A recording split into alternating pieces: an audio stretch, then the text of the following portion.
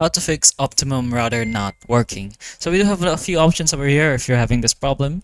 Of course, the first thing you can do is to do basic checks. So ensure your power, the router is plugged in properly, and the power light is on. You can also check for outages. You can visit the Optimum website or call specifically this number to see if there's a server outage only in your area.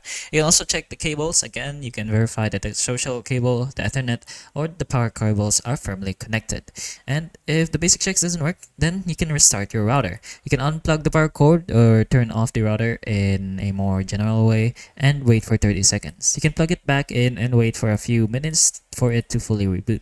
You can connect again and see if the connection is back. Again, we have more options. The next one is to check router lights. If it's solid green or blue light, then the connection is fine. If the blinking and red or no light is showing, then something is wrong with the connection.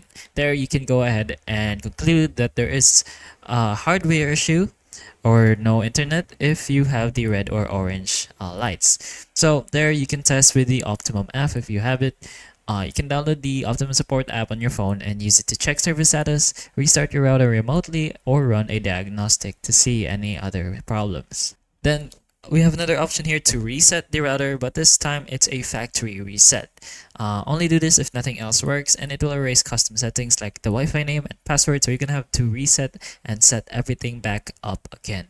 You can find the reset panel on the back of the router. You can use something small like a pin or a paper clip to hold it down for around 15 seconds. You should be able to see a signal that it's currently restarting. Then you can wait 3 to 5 minutes for the router to reset and restart, and you can go back and place in the set names, passwords manually. You can also test on other devices if the connection is maybe just your device not working. But anyways, those are some options you can do to potentially help your Optimum router fix its connection back. But hopefully this video can help you, and if it does, please like and subscribe for more videos like this, and that's all. Thank you.